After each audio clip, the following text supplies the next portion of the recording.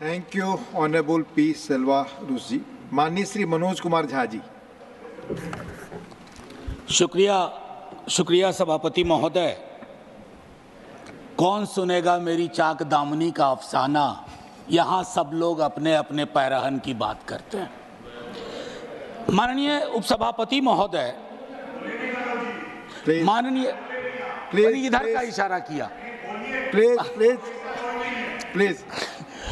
माननीय उपसभापति महोदय, मैं बजट पर आने से पूर्व प्री बजट कंसल्टेशन पर 30 सेकंड बोलूंगा। प्री बजट कंसल्टेशन होता है माननीय उपसभापति महोदय। मैंने उद्योगपतियों के साथ मीटिंग देखी, कॉरपोरेट हाउसेस के साथ मीटिंग देखी, और मैं आज की ही बात नहीं कर रहा हूं। कई वर्षों से प्री बजट कंसल्टेशन में सीवर में उतर के मरने वालों के प्रतिनिधि मंडल से बात नहीं होती, ठेला मजदूरों से बात नहीं होती, बेरोजगार युवकों से बात नहीं होती, छोटे मझौले किसानों से बात नहीं होती, और अब तो ट्रेड यूनियन से भी बात होने की रवायत बंद हो गई है। क्योंकि हाल के दिन में जॉर्ज साहब पर एक किताब पढ़ रहा था, राहुल राम गुंडम जी की। उसमें पता चला कि आज जिन चीजों के लिए लोग नाराज हो जाते हैं सदन में, जॉर्ज साहब तो उन चीजों के बगैर सदन में अपनी बात ही नहीं रखते थे। चाहे बिजनेस हाउसेस का नाम लेना हो या इंडस्ट्रियल पॉलिसी की बात हो। मैं ये क्यों कह रहा हूं कि ये मैडम का 7वां बजट है, उनको बहुत बधाइयां मिली। सर, 7 साल पुराना तो नहीं हूं, 6ठी बार मैं माननीय वित्त मंत्री जी के समक्ष आर्टिकल 39 क्लॉज सी, और मैं चाहता हूं सब लोग पढ़ें कि हमारा बजट हमारे प्रियम्बल में है, डिग्निटी, जस्टिस, इक्वालिटी। हमारा बजट उसको कितना रिफ्लेक्ट करता है। आर्टिकल 39 सी जो कंसंट्रेशन ऑफ वेल्थ की बात करता है माननीय उपसभापति महोदय, कि राज्य की कोशिश होनी चाहिए कि इनकम इनइक्वालिटी इस रूप में ना बढ़े। मैं नहीं बताना चाहता कि 90% संसाधन किसके कब्जे में है। माननीय सभापति महोदय, आय की इतनी बड़ी असमानता,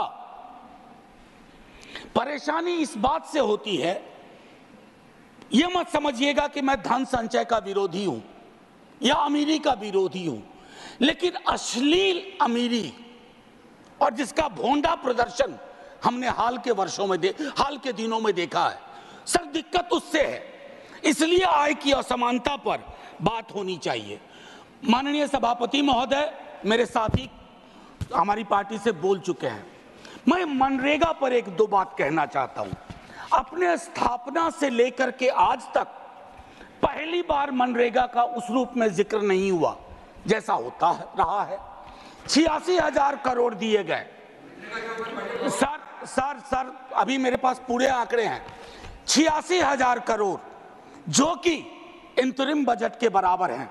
आपका एक्चुअल एक्सपेंडिचर 1,05,000 करोड़ था, 20,000 का गैप है, और ये मैं इसके आधार पर कह रहा हूं, मैं आंकड़े गर नहीं रहा हूं। मैं दूसरी बात कहना चाहता हूं, इससे क्या होगा? मजदूरी के भुगतान में देरी होगी, सप्रेशन ऑफ डिमांड होगा, और क्वालिटी एसेट्स का निर्माण नहीं होगा।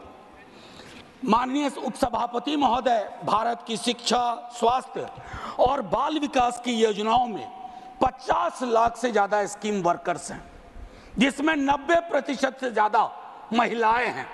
5 वर्षों में उनके मानदेय बढ़ोतरी की कोई कोशिश नहीं हुई है। महोदय, कोरोना का पूरा भार किसकी लाश है, कौन बीमार है, इन्होंने उठाया। आपने इसकी मानदेय, चाहे आशा, ममता, आंगनवाड़ी, रसोईया आदि, कृषि को लेकर के एक बड़ी आबादी है, 65-70% अभी भी निर्भर है। खेतीहर मजदूर, छोटे मझौले किसानों, उनकी दिक्कतें अलग हैं। माननीय उपसभापति महोदय, कृषि के आउटपुट का आंकड़ा भी सवालों के घेरे में है, लेकिन सवाल लेंगे नहीं। Legal guarantee to MSP, what stops you? Please, मैं चाहता हूं इन चीजों पर खुल के बात हो। सर, 24 के मैंडेट की एक खास बात है, मैं पहले कह चुका हूं, दोनों पक्षों के लिए एक संदेश, हमारे लिए संदेश है what you have done is not enough, और उनके लिए संदेश है एक्नॉलेज करो दिक्कत कहां है। एक्नॉलेजमेंट है इस बजट में सर, मैं इनकार नहीं करता हूं, एक्नॉलेजमेंट है। प्राथमिकताओं की बात होती है। कहा गया 4 जातियां हैं सिर्फ, कृषक, युवा, महिला, अन्नदाता, 4। सर ये सोशियोलॉजिकल एंथ्रोपोलॉजिकल इंस्ट्रूमेंट का बेजा इस्तेमाल है।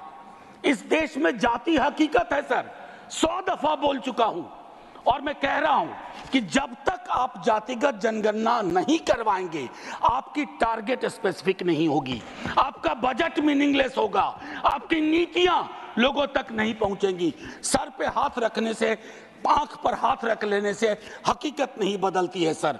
और I must tell you, idea which has arrived, you cannot kill that idea. Caste census is that idea. Sir बेरोजगारी को लेकर के तकरीबन 27-28 करोड़ का बैकलॉग है सर, और बेरोजगारी की कहानी अद्भुत है।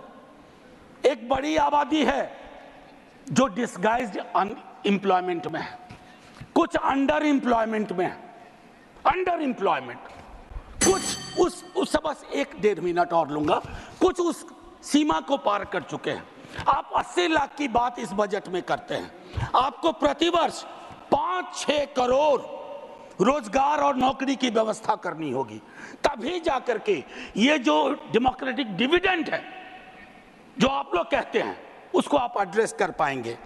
एमएसएमई सेक्टर सर, खास करके उसमें जो माइक्रो और स्मॉल है, आपने उसकी रीढ़ तोड़ दी है, चाहे डिमोनेटाइजेशन हो, जीएसटी हो। और रीढ़ तोड़ने के बाद सर सर्जरी चाहिए, बैंडेड नहीं लगाना पड़ता है, आप बैंडेड लगा रहे हैं। अप्रेंटिसशिप, इंटर्नशिप, एक ही बात कहूंगा सर, खत्म ही कर रहा हूं। 5,000 रुपया आप दे रहे हैं। एक तो कहते हैं विल नज द कॉर्पोरेट हाउस, मैंने नज का हिंदी अनुवाद देखा, कोहनी से धक्का मारना होता है।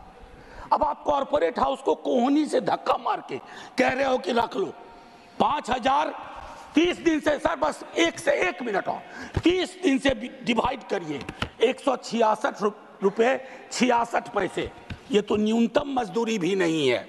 और आखिरी सर, जय हिंद बोलने से पहले बिहार को लेकर बड़ी बात हुई सर, हम तो मुफ्त में बदनाम हो रहे हैं।